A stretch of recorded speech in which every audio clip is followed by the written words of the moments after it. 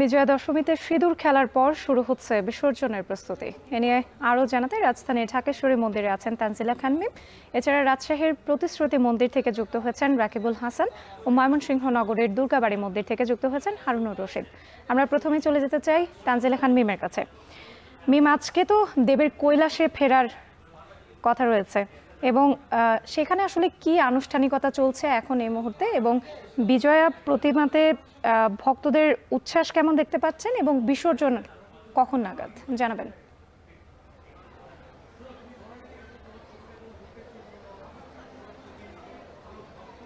রাত্রি শারদীয় সাজে আপনাকে খুবই সুন্দর দেখাচ্ছে।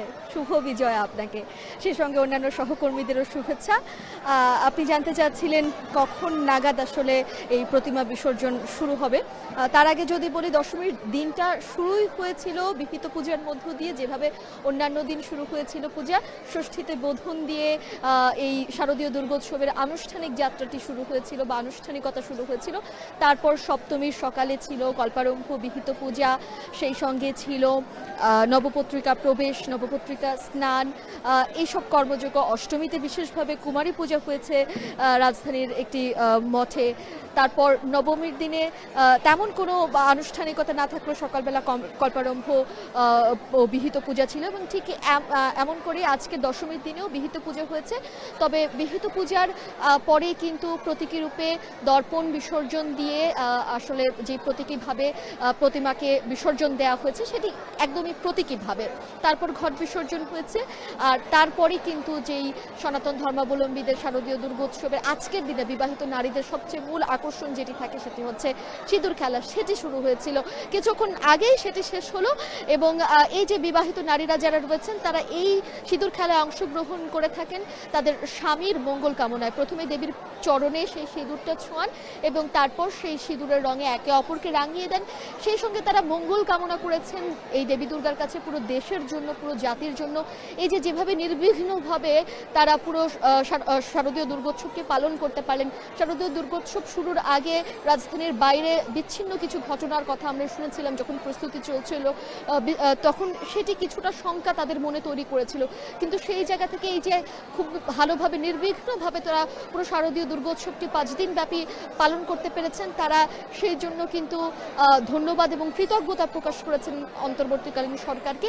একই সঙ্গে একে অপরের সঙ্গে যে শুভেচ্ছা বিনিময়, মন্দিরে মণ্ডপে দেবী দর্শন আর পূজায় অংশগ্রহণ, সেই জিনিসগুলো যেহেতু আজকে শেষ হয়ে গেল, কিছুটা মনে বিষণ্ণতার মেঘ তো রয়েছেই। তবে তারপরও তাদের প্রতীক্ষা এটি, হাসি মুখে তারা দেবী দুর্গাকে বিদায় জানাবেন।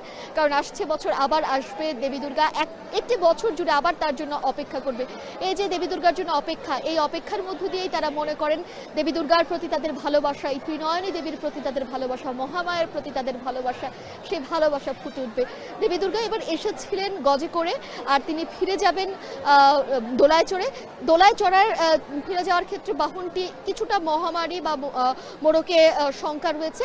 তবে পুরোহিত যারা রয়েছেন তারা বলছিলেন যে তারা একটি পুজোর ব্যবস্থা করেছে, এবং যে পুজোর মাধ্যমে তারা প্রার্থনা করেছেন দেবী দুর্গা যেভাবে নিরাপদে এসেছিলেন তিনি যেন সেভাবেই নিরাপদে ফিরে যান, এবং ভক্তদের তিনি যেন শান্তি, এই পৃথিবীতে শান্তি বিরাজ করেন, শান্তি এনে দেন, তেমনটাই তারা আসলে মন্দিরে মণ্ডপে এই কটি দিন জুড়ে প্রত্যাশা করেছেন এবং প্রার্থনা করেছেন। রাত্রি এই ছিল এখন পর্যন্ত শারদীয় দুর্গোৎসবের সবশেষ খবর রাজধানীর ঢাকেশ্বরী মন্দির থেকে আমার কাছে। এবার ঢাকার খবর শুনছিলাম, একটু যেতে চাই রাজশাহীতে রাকিবের কাছে। রাকিব, আপনার কাছে জানতে চাই ঠিক এই মুহূর্তে কি আনুষ্ঠানিকতা চলছে? রাত্রি আসলে বিজয়া দশমীর সকল আনুষ্ঠানিকতা শেষ হয়েছে। পূজার যা কিছু আচার অনুষ্ঠান ছিল সেগুলো শেষ করেছে প্রত্যেকটি মণ্ডপ মন্দিরে। আমরা দেখেছি যেগুলো সেগুলো সকাল থেকেই নানা ধরনের বিহিত পূজা এবং সিঁদুরদান সহ যে আনুষ্ঠানিকতাগুলো ছিল সেগুলো থেকে শেষ হয়েছে। এখন প্রত্যেকটি মণ্ডপে আমরা এখন দেখছি যেটি যে উৎসাহ, উদ্দীপনা এবং আনন্দ ঘন একটি পরিবেশ, এবং মাকে দর্শন করার যে বিষয়টি সেটি প্রত্যেকটি মণ্ডপে মণ্ডপে গিয়ে সকলে ঠাকুর দেখছেন, প্রণাম করছেন। এবং এই যে এই সময়টাও যে উৎসাহ উদ্দীপনা এবং যারা আসলে একজন আরেকজনকে সিঁদুর দান করার যে বিষয়টি সেটিও কিন্তু এখনও চলছে।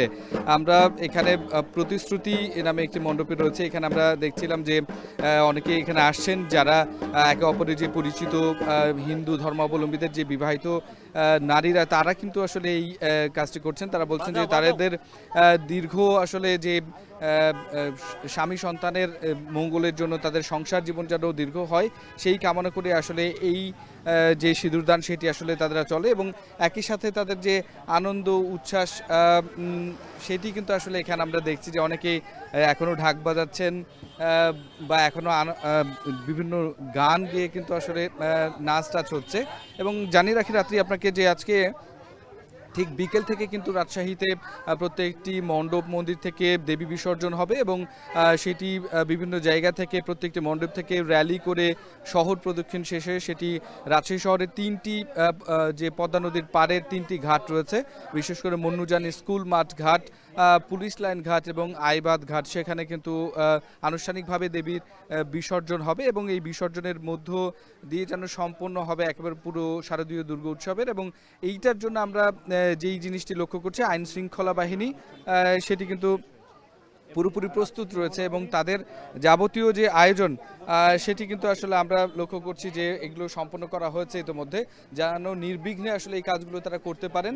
সেই জন্য ট্রাফিক ব্যবস্থার নানা পরিবর্তন করা হয়েছে এবং সেখানে নিরাপত্তা বাড়ানো হয়েছে, লাইটের ব্যবস্থা করা হয়েছে যেন রাত হলেও বিসর্জন কাজ সম্পন্ন করা যায়। তো রাত্রি এই ছিল রাজশাহী থেকে আমার কাছে সর্বশেষ খবর।